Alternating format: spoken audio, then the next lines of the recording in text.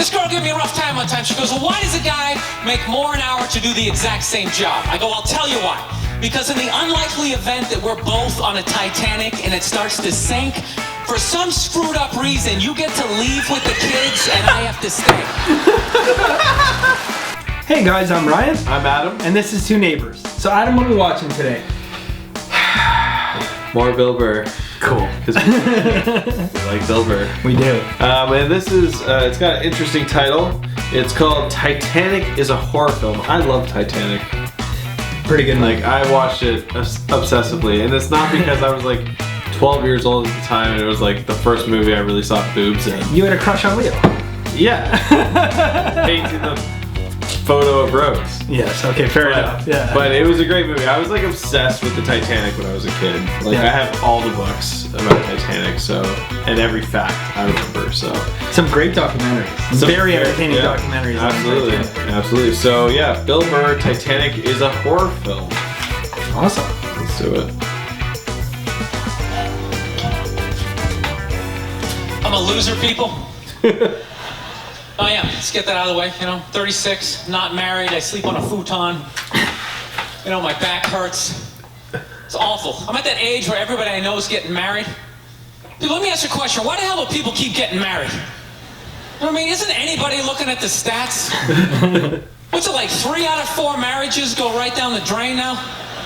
People, if you were going skydiving and they told you 3 out of 4 parachutes weren't gonna open, you'd be like, yo, forget it, I'm not going. I don't like those odds. I'm just kidding, people. You know what? I'll get married. I'll get married the day I see a married guy who actually looks happy. You know what I mean? Because every time you see a married dude, anytime you ask them what it's like being married, they always tell you it's good, but they have a look on their face like they have an appendicitis. Oh, it's hilarious. You're like, yeah, so what's it like being married? They're like, it's good, it's good. It's good, it's a lot of work, but it's good. When you meet the right person and it starts to click, it's a good thing. I enjoy it. You meet that person, when you know. I can't feel my legs. No, when you know. It's a good thing. Just.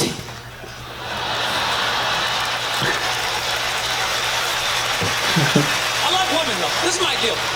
I love women, but I'm finding I'm not compatible with them. I'm serious. Women have too much energy for me. That's what I've noticed, you can't have a day off when you have a girlfriend. They just see that open day. They're like, oh my God, let's go fill it up with some stuff. Totally. No, and then they just come at you with one horrible idea after another. Horrible ideas like, you want to make some sandwiches and go to the park? No, every one of their ideas involves walking around, looking at stuff. It's almost like they're trying to wear you down. After 2 or 3 stores, you're leaning on stuff. I don't care. Just buy something. I don't care. Nail in the head. You know what the worst one is? You ever get that one? You want to go to brunch? You want to go to brunch on Sunday? And inside you're like, no! But you can't say that. You got to keep them happy, right? So what do? You're like, yeah, let's go to brunch. What a great idea. Why would you want to sleep in on a Sunday when you can go pay $18 for eggs? Now you think it.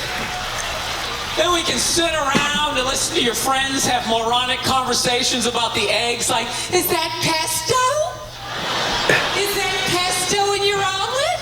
Oh, it's asparagus. It's asparagus. I thought it was pesto. Oh, you just want to flip the whole table over and just run out of there. So, I was dating this girl recently. This girl's really into women's issues. She got me this book on women's lib one time, right? So I'm reading this thing. I think women's lib was a great thing. Back in the 70s, I thought it was cool, Over the last couple of years, though, I think that whole women's movement, it's really starting to morph into kind of this reverse pimping kind of thing, Because every time you see them on TV, they always say, all we want is to be treated exactly like guys, right? But if you listen to them, they don't. They only want the good stuff of being a guy. They look at a guy's life like it's like a buffet. You just can start picking out stuff. Like, same amount an hour, we'll take some of that. Pay for the movie, that's okay, you can keep that one. I don't like that one. This is nice, that's yucky, that's icky. I mean, come on, people, you can't choose.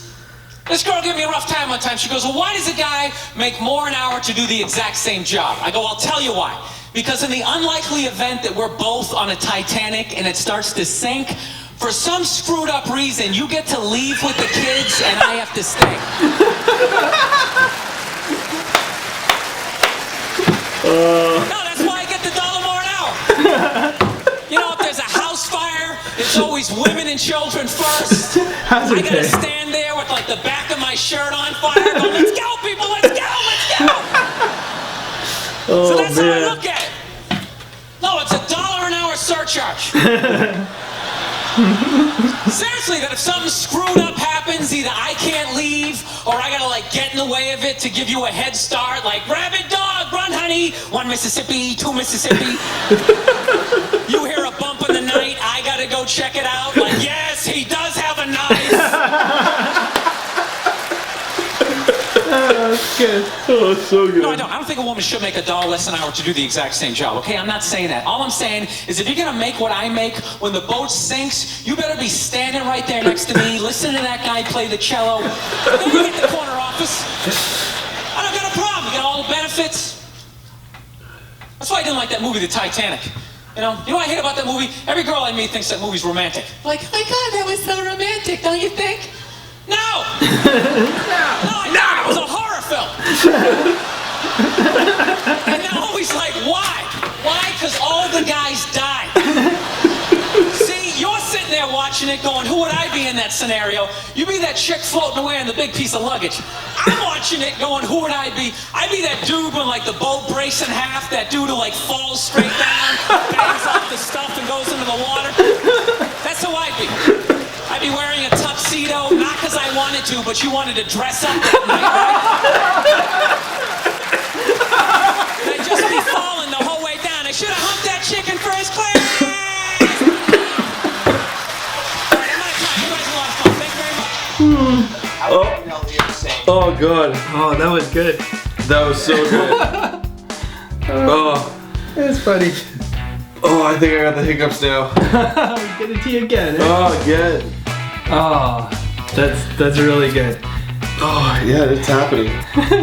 It's funny because like when you like, okay, so we watch like, you know, Titanic documentaries, we watch movie Titanic. I always watch it like, especially when I was younger, and I was always like, you hanging in there? Yeah. I was always thinking that I would have got off. Somehow I would have got off. I would have got off the boat. But then like, it wasn't until this year actually when, we go back to like February, March, when like COVID started to happen. Yeah. And my whole thing was like, it's not a big deal. We'll get rid of it. Like we got rid of everything else. Like, I remember that phase of you. So I'm like, oh guys, everyone's overreacting. So then like now I look back on it, I'm like, I am the person that was like, it's just a scratch on the side of the boat. You guys are idiots. I'm going to get a drink. Yeah. And it wouldn't be till I was like 70 degrees this way. I'd be like, oh yeah, we have a problem. Yeah. No, it was the ship that would never sink. Yeah, I can now acknowledge that I would have gone down with the Titanic, but probably would have had a few whiskeys in me. Honestly, what are the odds that a brand new vessel like the Titanic that was ahead of its time, that had like watertight doors and all that shit? They called it the unsinkable ship. The unsinkable ship, and it sinks on its maiden voyage. Honestly, you would say 1,000,000 to 1, but the way the world is, it's like, it was like destiny. Oh man, these hiccups are killing me. But, yeah. Bill Burr got you. Bill Burr got me. That was. This is the second time I related so. Yeah, I know. What was the other comedian guy you remember? I was actually. If you guys remember where I was hiccuping, please let us know in the comments so I can look at it. It's got to be in the top 5 like hardest times I've ever laughed on here. Was the last time you got hiccups. So. Yeah, no, I feel free, brother. No, but I mean he just had me going. Like I really related to so many things he was saying. Yeah. So you want to make the same money as me? Well, we're on fucking Titanic. I'm the first one going. The best thing that I really relate to is like I'm falling. I'm wearing a tuxedo. I didn't want to wear a tuxedo, but it's like you said, let's try. That was the one where I just lost it. Oh man, the guy's a comic genius. But when he transitions that voice, the girlfriend voice. voice. Oh my god. And then to his. Yeah. No.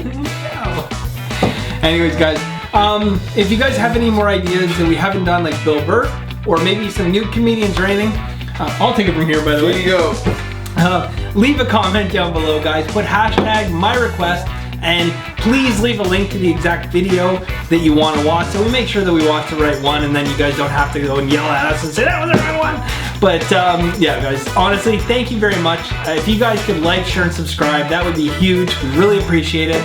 And We'll see you next time. we will see you next time.